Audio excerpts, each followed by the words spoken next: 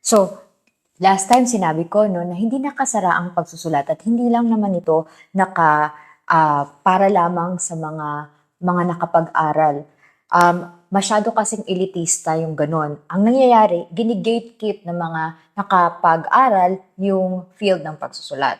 Ang totoo, meron pang isang uri ng mga manunulat at sila yung tinatawag na intuitive writers. Sila yung mga lumilikha ng mga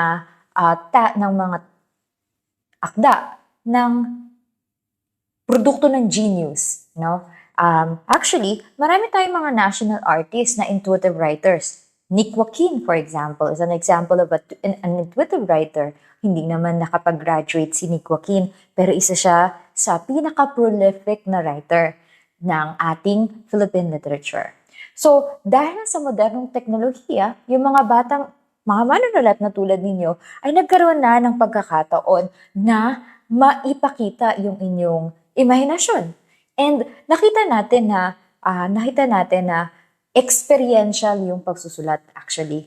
So sa umpisa, habang bata ka, talagang may mga butas pa yung pagsusulat mo. Pero habang pinapractice mo siya ng pinapractice, gumagaling at gumagaling at gumagaling ka.